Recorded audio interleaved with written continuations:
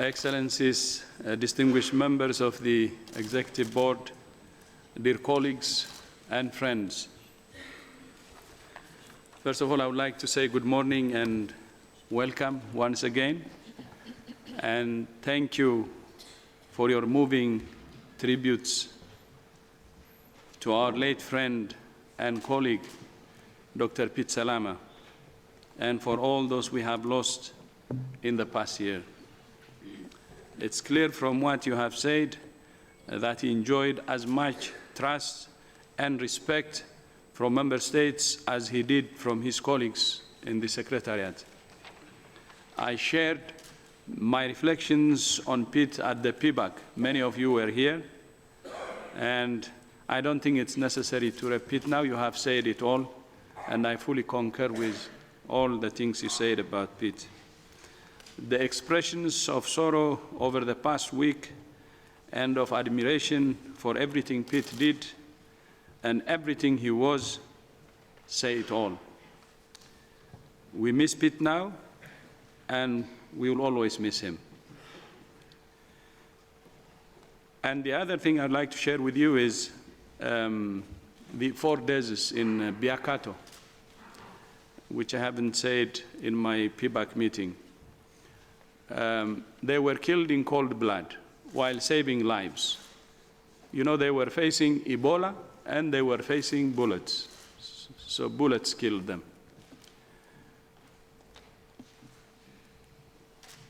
Immediately after the attack, I went to visit the wounded ones. There were 7 seriously wounded colleagues too. And the stories the wounded colleagues told me was very, very horrifying. And I just wanted you to imagine in what condition our colleagues are working, our responders are working, not only from WHO, but all organizations, be it UN, the civil society, NGO, but more importantly, including the government, because it's the strong government's leadership which is helping us to get result. And many of the losses, by the way, are from government. And working in that condition, as you know, is how difficult it is. And the story is very terrifying. But despite that, they went back again, because they said the death of their colleagues strengthens their resolve, and that they will go back to finish the job. And that's why now Ebola is almost zero. The last 16 days was almost done, but we had 1 case again yesterday, but I hope we will finish it as soon as possible. But for the Ebola situation to be what it is now, we paid life. And we have to give them our due respect, and thank you so much, Chair, for doing that.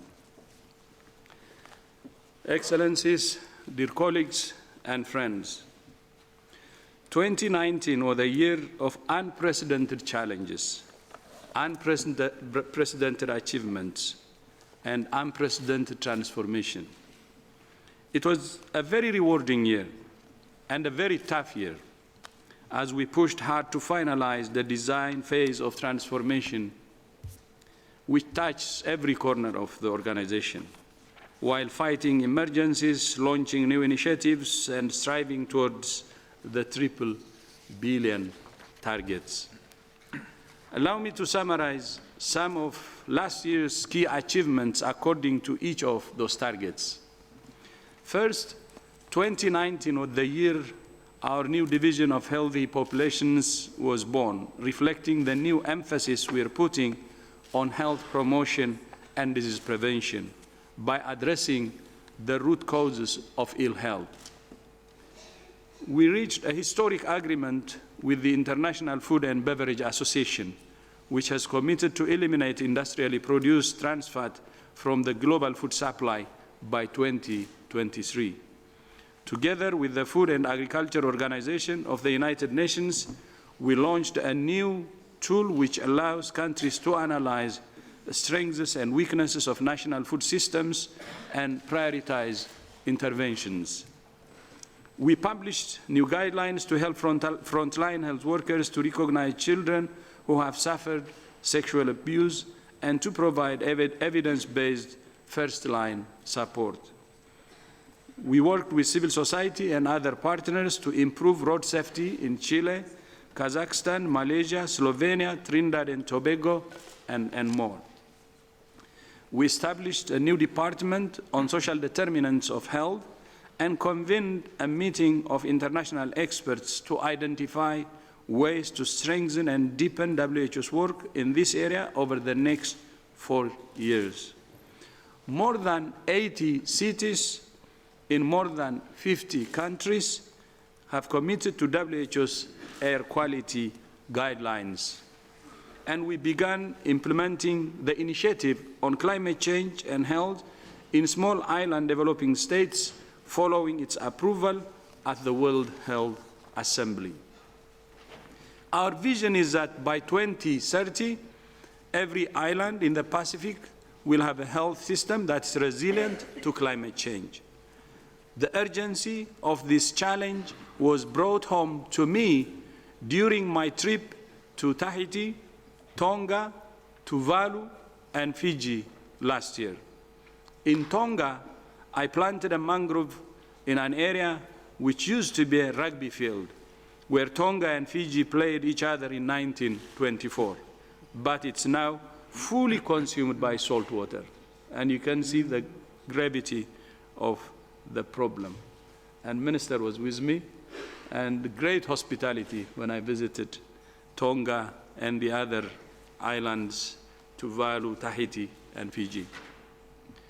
Now let me turn to progress on universal health coverage. We saw many countries making progress. South Africa and the Philippines both passed new laws on UHC, while Greece, India, and Kenya rolled out ambitious programs to expand coverage. Our global monitoring report on UHC showed that while access to health services has expanded in all regions and across all income groups, we're going backwards on financial protection. In 2015, 930 million people spent 10% or more of their household consumption on health, and we know that number is growing every year. This trend can be turned around. The world spends 10% of global GDP on health, but we could and should be getting much better value for money. Too many countries spend too much of their health budgets on managing disease, instead promoting health and preventing disease, which is far more cost-effective. That's why WHO is calling for all countries to increase public spending on primary health care by at least 1% of GDP, either through new investments, reallocation, or both. As you have heard me say many times, health is a political choice, but it's a choice we see more and more countries making. At the United Nations General Assembly last year, all 193 UN member states approved the political declaration on universal health coverage, the most comprehensive international health agreement in history. And thank you to you all for fighting to have that historic resolution. Then at the Interparliamentary Union Congress in Belgrade, Serbia, legislators adopted a resolution on universal health coverage, committing to leverage the power of parliaments to translate political commitment into policies. And the commitment of the MPs I met there was very, very strong. And we hope we will get all the support we need from the MPs. They're very crucial and central in pushing the UHC agenda forward, as you know, and also my experience as former member of parliament. And just as countries are coming together, so the international health community is also coming together to support them. Together with 11 other global health agencies, WHO launched the Global Action Plan for Healthy Lives and Well-being for All. The 12 signatory agencies are now moving from commitment to action, laying the foundation for the UN Decade of Action for the SDGs and beginning to demonstrate the path to results in countries in 4 ways. We're engaging countries to identify priorities. We're working with Mali, for example, as it strives to provide free access to 100% of its population through a package of essential services.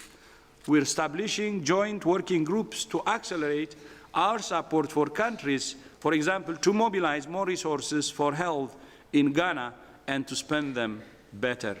We're aligning our ways of working by institutionalizing the plan within the agencies and becoming a pathfinder for UN reform. And we're developing a joint monitoring framework to keep account of progress, with the first joint progress report to be presented around the World Health Assembly in May 2020. But I would like to use this opportunity to thank Germany, Norway, and Ghana for being the pathfinders for this and for bringing the idea of the global action plan, and that culminates in the signing of the 12 agencies to work jointly. In addition to these significant milestones, WHO also signed a memorandum of understanding with the African Union to develop the African Medicines Agency and an agreement with France to establish the WHO Academy. One of the most important issues for the realization of universal health coverage is improving the accessibility and affordability of medicines. For the first time last year, WHO pre-qualified a biosimilar medicine, a cheaper version of the breast cancer drug trastuzumab, making this life-saving therapy more affordable for countries and more accessible for women who need it most. We expect to pre-qualify more and more of these very effective but very expensive medicines in the coming years. So we have started the first step. We will continue to invest on pre-qualifying biosimilar medicines that will increase accessibility and affordability. We also launched a pilot procedure for the pre-qualification of biosimilar human insulin, published a cancer medicines pricing report, and held our second fair pricing forum. And you can imagine when we do the human insulin, how it will benefit many of those who are using it regularly in terms of affordability. As you know, health workers are also vital to achieving universal health coverage, and especially nurses and midwives. The Year of the Nurse and the Midwife gives us a wonderful opportunity to highlight the incredible role nurses and midwives play, and to draw attention to the shortfall of 9 million nurses and midwives the world is facing between now and 2030. We're calling on all countries to invest in nurses and midwives as part of their commitment to universal health coverage. This year, WHO will also publish its first report on the state of the world's nursing to provide a snapshot of the global nursing workforce. We hope that countries will use the data from this report to make evidence-based decisions on how and where to invest in the nursing and midwifery workforce. But I assure you, many countries have serious challenges in this area, and I hope the report will benefit them. On non-communicable diseases, there is plenty of good news. Globally, the number of men using tobacco has finally started to decline. At the same time, we have seen growing evidence about the threat posed by e-cigarettes.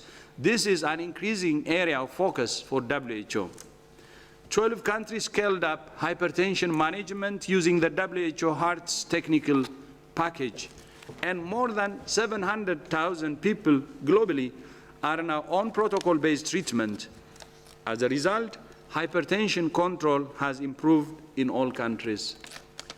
And this is our priority because Globally, we have more than 1.2 billion people with hypertension, and only 200 million of them managing it, a billion, as Tom Frieden calls them, walking bombs. This is serious, and that's why we have started to invest on this, and it's not too late. Please give it attention. With the International Telecommunications Union, we launched standards for safe listening to reduce the risk of hearing loss among users of personal audio devices. These standards have already been integrated in the health application on iPhones. We launched the Global Initiative for Childhood Cancer in 6 countries, and we have developed a draft strategy on eliminating cervical cancer, which you will consider at this executive board. We also launched the WHO Special Initiative for Mental Health, with the aim of increasing access to quality and affordable care for mental health conditions to 100 million more people. We have held a consultation with the first 6 countries, Bangladesh, Jordan, Paraguay, the Philippines, Ukraine, and Zimbabwe. Thank you to Switzerland and the United States for their generous support for this program. We trained 6,000 health workers in Ghana on mental health through the Quality Rights e-training platform. And we issued new guidelines on reducing the risk of dementia. The High-Level Commission on Non-Communicable Diseases has also been working on the second phase of its work, and I look forward to receiving its final report and recommendations. On infectious diseases, there is more good news. By the end of 2019, 77 countries had national policies that support HIV self-testing, helping to reach people at higher risk from HIV, including those who are most marginalized and not accessing health services. Egypt, which has one of the world's highest burden of hepatitis C, is now on track to be one of the first countries to eliminate it. Beginning with strong political commitment, Egypt has provided screening for 60 million people and treatment for 3.7 million people, largely through primary health care, integrated with screening and care of non-communicable diseases such as hypertension and diabetes, along with a national initiative on cervical and breast cancer. This is a truly stunning achievement, and that could be a good lesson for other countries. Australia, France, Georgia, and Mongolia are also moving towards hepatitis C elimination, enabled by dramatic reductions in the price of direct-acting antivirals. On malaria, the WHO Strategic Advisory Group on Malaria Eradication and the Lancet Commission on Malaria Eradication both published their reports on what we need to do to realize our shared vision of a malaria-free world. Argentina and Algeria were certified as malaria-free. And we launched a pilot program for the world's first malaria vaccine in 3 countries, Ghana, Malawi, and Kenya. Despite these gains, we continue to see more than 200 million cases of malaria annually.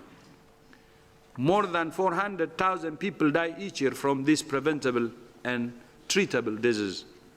In recent years, progress in reducing new malaria infections has leveled off. Most worrying of all, malaria is one on the rise across many high-burden countries in Africa. In response, WHO and the RBM Partnership to End Malaria have launched high-burden, high-impact.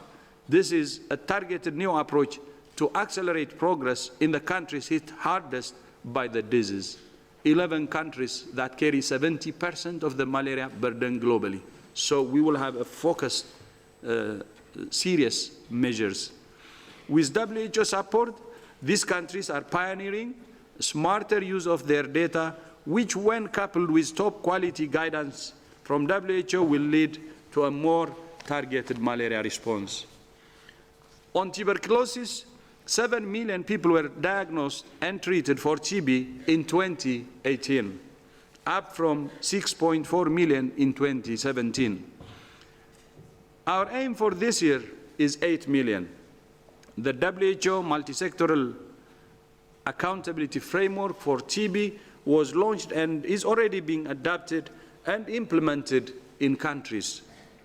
WHO has also developed new policies and guidelines to ensure better outcomes for those affected, including strong recommendations for the first time for fully oral regimes for the treatment of multi-drug resistant TB. On neglected tropical diseases, Yemen and Kiribati eliminated lymphatic filariasis, and Mexico eliminated rabies. And for the first time, the number of human African sleeping sickness cases reported globally fell below 1,000. On antimicrobial resistance, 135 countries have now developed multi-sectoral AMR national action plans. 90 countries have enrolled in GLASS, the global surveillance platform that will provide the data for newly approved SDG indicator on AMR. 159 countries have provided data to track progress in the implementation of their AMR national action plans. We have established a standing tripartite joint secretariat to consolidate cooperation between WHO, FAO, and OIE. The Secretariat will facilitate the implementation of the recommendations of the UN Interagency Coordination Group, whose report was submitted to the Secretary-General last April. Thanks to the support from the governments of Netherlands and Sweden, we have also launched the Multi-Partner Trust Fund on AMR to catalyze action in countries. One of the crucial barriers we're facing is the lack of new treatment options in the pipeline. Just last month, WHO published a new report which shows that the 60 antimicrobials currently in development bring little benefit over existing treatments, and few target the most critical resistant bacteria. To stimulate research and development into new and much-needed medicines, we're working with the European Investment Bank on a new investment fund, and we will have more news about that in the coming months. At the same time, we're striving to protect the antibiotics we have by working with countries to strengthen infection prevention, stewardship, hygiene, water, and sanitation. WHO continues to prioritize the health of those who are most disadvantaged, including women, children, and adolescents. Last year, we revised our recommendations for contraceptive use by women at high risk of HIV and published new global estimates of maternal mortality. We have launched Survive and Thrive, a new report drawing attention to the plight of vulnerable newborns and identifying key interventions for transforming care for small and sick babies. Let me now turn to emergencies. As you know, it was an extremely busy year for WHO's emergencies programs. During 2019, WHO responded to 58 emergencies in 50 countries. You only hear about the few of them. 58 emergencies. We must be honest, it was a difficult year in our fight to eradicate polio. There were 173 cases of wild polio virus last year, the most since 2014, and many outbreaks of vaccine-derived polio virus, mostly in Africa. But there were also several reasons for cheer. We certified the global eradication of wild polio virus type 3, and no wild polio virus has been detected in the African region for over 3 years. We also launched the new strategy for the Global Polio Eradication Initiative, with $2.6 billion pledged by donors at the Reaching the Last Mile Forum in the UAE. Despite last year's setback, I'm confident that with a strong new strategy backed by strong financial support and strong political commitment in Pakistan and Afghanistan, we're on the right track for realizing our vision of a polio-free world. Last July, I declared the Ebola outbreak in the Democratic Republic of Congo a public health emergency of international concern. Since the outbreak began in August 2018, there have been 3,421 cases and 2,242 deaths. But thanks to the incredible efforts of thousands of frontline responders and the solidarity of the international community and the leadership of the government above all, the outbreak has been steadily declining. The rapid approval and pre-qualification of the Ebola vaccine after a trial involving 250,000 people and the advent of experimental therapeutics have also helped us to save lives. This is an incredible public health triumph. 5 years ago, we had no vaccine and no therapeutics for Ebola. Now we can say Ebola is preventable and treatable. Last week, there were just 5 new cases, the smallest number since the beginning of the response. This is a very encouraging trend, but until we get to 0, there is always the risk that the outbreak could flare up again. The insecurity of the region continues to pose a threat to our ability to extinguish the outbreak. That's exactly what happened in November, when several security incidents undermined the progress we had made and the horror story I told you. And just in the last few days, more civilians were killed by armed rebels in the Beni region. That was on Thursday. WHO currently has about 630 staff in DRC to support the Ebola response. And we will continue to work with full determination until we can celebrate the end of this outbreak. But even as we focus on ending this outbreak, we must also think beyond Ebola to strengthening DRC's weak health system. We have already prepared a roadmap with the government and are planning a meeting later this month with the President and senior ministers to identify how WHO and others can support the DRC in this process. This is beyond Ebola. Strengthening health systems in fragile and conflict-afflicted states is something we must prioritize if we are to achieve our 2030 goals. As you know, last week I declared another public health emergency of international concern, this time over the outbreak of novel coronavirus. As of this morning, there are 17,238 confirmed cases in China and 361 deaths. Outside China, there are 151 confirmed cases in 23 countries and 1 death, which was reported from Philippines yesterday. During my visit to Beijing last week, I was so impressed in my meeting with President Xi at his detailed knowledge of the outbreak and for his personal leadership, but also at his commitment from the words he told me I will share with you. We will take serious measures at the epicenter, at the source, in order to protect our people and also to prevent the spread of the virus to other countries. We have the obligation to do that, and that's what we will do. And that's exactly the strategy we discussed with him. If we invest in fighting at the epicenter, at the source, then the spread to other countries is minimal and also slow.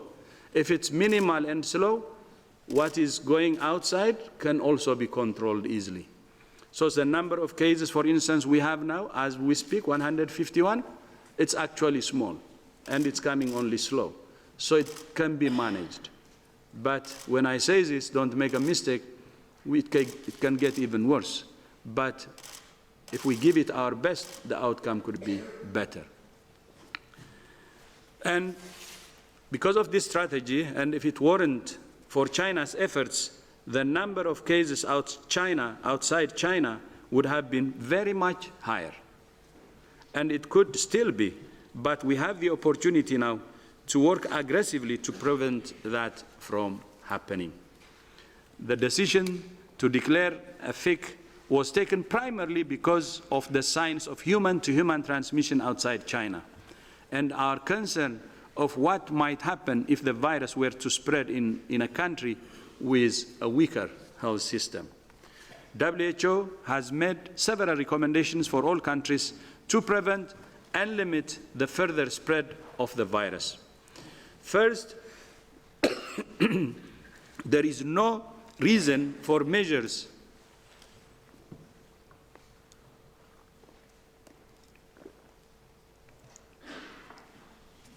I will repeat this. These are the recommendations. First, there is no reason for measures that unnecessarily interfere with international travel and trade. We call on all countries to implement decisions that are evidence-based and consistent. WHO stands ready to provide advice to any country that is considering which measures to take. Second, we must support countries with weaker health systems. Third, accelerate the development of vaccines, therapeutics, and diagnostics. Our global connectedness is a weakness in this outbreak, but it's also our greatest strength. We need strong public-private partnership to find solutions. Fourth, combat the spread of rumors and misinformation. To that end, we have worked with Google to make sure people searching for information about coronavirus see WHO information at the top of their search results.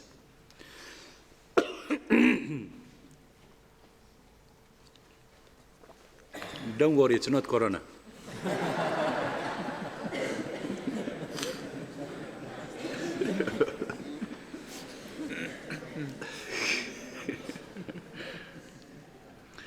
Social media platforms, including Twitter, Facebook, Tencent, and TikTok, have also taken steps to limit the spread of misinformation.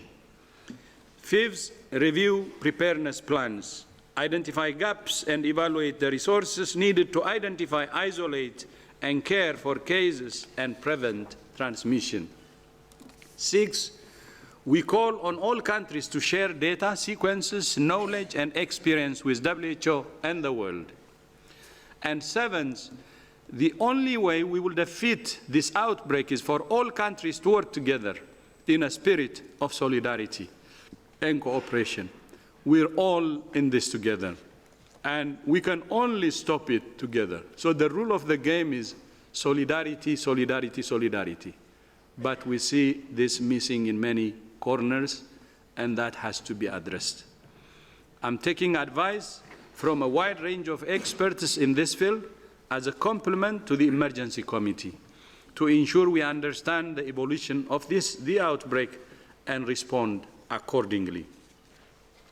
Both the coronavirus and Ebola outbreaks underscore once again the vital importance for all countries to invest in preparedness, not panic. So far, more than $1 billion has been spent trying to stop Ebola outbreak in DRC. By comparison, just $18 million was spent on preparedness in Uganda.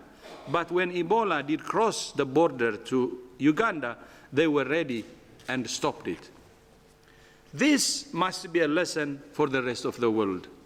Last year, the Global Preparedness Monitoring Board published its first report, which concluded the world remains dangerously unprepared for a global pandemic.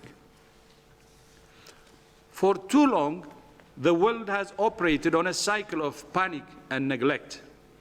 We throw money at an outbreak, and when it's over, we forget about it and do nothing to prevent the next one. Even in the context of the current Ebola outbreak, although we now have sufficient funding for the response, funding for preparedness in surrounding countries has remained grossly inadequate through outbreak. This is dangerously short-sighted and frankly difficult to understand. If we fail to prepare, we're preparing to fail. That's exactly why WHO has established the new division of emergency preparedness. In March, we will bring together ministers of health, finance, and foreign affairs at the Marrakesh meeting on health diplomacy to discuss what can be done to improve preparedness globally. With Ebola and coronavirus also illustrate that the current binary fake or no-fake system is too blunt an instrument for dealing with complex emergencies. We have a green light and a red light, and nothing in between. So we need to have a yellow light, like the traffic light, maybe other mechanisms, but the yes-no binary is not really suitable for emergencies. It's too restrictive, too simplistic, and not fit for purpose. So we need to change, improve it. We're therefore exploring options for tools that would allow us to signal an intermediate level of alert without reopening negotiations on the text of the international health regulations. And we will seek your support. As you can see, 2019 was an extremely challenging yet productive year. 2020 promises to be no different. To maximize the opportunities and rise to the challenges before us, the world needs a WHO that's agile, responsive, and fit for purpose. And in our era of fake news and misinformation, more than ever, the world needs a WHO that brings reliable science and evidence to bear on the decisions we make about health. For each of the triple billion targets, we need to invest in WHO's core business norms and standards. Our new science division at headquarters reflects our commitment to being at the forefront of science and producing the world-class and evidence-based norms and standards the world expects of us. In the past year, this new division has convened expert advisory committees on human genome editing and digital health. As part of our new process for assuring the quality, timeliness, and impact of norms and standards, we have created a new quality assurance department to standardize and optimize the planning methods, design, and dissemination of 100 normative products. To keep us accountable for delivering the GPW, we're also creating a new delivery unit which will track progress, triple billion targets. That will help us to be accountable to you. As I said at the member state briefing last week, transformation is a journey. We have come to the end of one part of the journey, the design period, but we have not come to the end of the road. The road ahead is now to focus on the implementation and on delivering results in countries. As you know, transformation involves 5 major areas of work: a new strategy, new processes, a new operating model, a new approach to partnerships, a new culture. In addition, there are 2 cross-cutting areas of work that enable the other 5: sustainable financing and a fit-for-purpose workforce capacity building. As member states, you have been closely involved in shaping the first major area of work, our new strategy, which is the foundation for everything else. You have also shaped the program budget and the results framework that are fundamental to its delivery. This is the first GPW, by the way, impact and outcome-based, the first GPW in the history of WHO. The other areas of work flow from the strategy and reflect the internal work we need to do at the Secretariat to deliver your priorities. So the plan, just one phrase, result at country level. That's it. Our new planning process is a perfect example. The new process has resulted in the development of WHO's first set of country support plans and our first list of global public health goods. This is a set of more than 300 technical products distilled from more than 1,000 proposals that WHO will produce this year and next based on what countries told us they needed.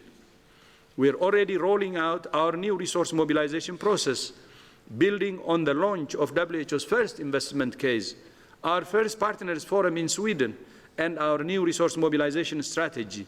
You have often called us to diversify our funding base, and we're working hard to do that. Many other processes are now being rolled out, including for performance, management, norm standards, communications, data, research, and more. Our new operating model took full effect as of the 1st of January this year. It brings new clarity to the roles of each level of the organization, new alignment in our structures, and new ways of working to help us operate as one WHO. We have also introduced cross-cutting teams to break down silos and foster integrated delivery of results in key areas like primary health care and antimicrobial resistance. We have strengthened in the areas you asked us to strengthen in data, emergency preparedness, norms and standards, and science. Our regions have also announced new structures that reflect the 4 pillars of the operating model. Deep functional reviews have been conducted in 81 countries across 4 regions. Last year, we made real progress on implementing our new approach to partnerships. First, we strengthened our relationship with traditional partners through the Global Action Plan for Healthy Lives and Well-being for All and our engagement with civil society. Second, we brought a new approach to building high-level political commitment at international and national levels. For example, through the UN General Assembly and the G20 and G7. And third, we embarked on innovative partnerships that can help us reach groups we haven't reached before. For example, with FIFA and Google Fit. We're also working with Facebook and Pinterest to ensure their billions of users get reliable information about vaccines and other health issues. And finally, we launched our new values charter, which defines 5 values that underpin and guide our day-to-day work: trust, professionalism, integrity, collaboration, and care. We're now working to embed these values into everything we do. As member states, you will continue to be involved intimately in transformation by keeping us accountable for the results we deliver. Thank you for your hard work on the results framework. The balanced scorecard is groundbreaking within the United Nations system. We have asked a lot of you, but that's because we are asking a lot of ourselves. We're holding ourselves to high standards, trying to do things that have never been done before at WHO. We're committed to continued transparency and continued accountability as regional directors and I work together to realize the bold ambition of the 3 billion targets. Excellencies, dear colleagues and friends, you have a full agenda this week, so it's time for me to stop and let you get on with your work. I look forward to answering your questions. All of the issues you're considering will contribute to our pursuit together of the 3 billion targets and the Sustainable Development Goals. I wish to thank all member states and all our other partners for your support for WHO as we work together to promote health, keep the world safe, and serve the vulnerable. The most important thing, especially at these difficult times, is I will repeat: solidarity, solidarity, solidarity. I thank you. Merci beaucoup. Shukran jazilan. Shishe. Muchas gracias. Spasiba. Arigato. Thank you.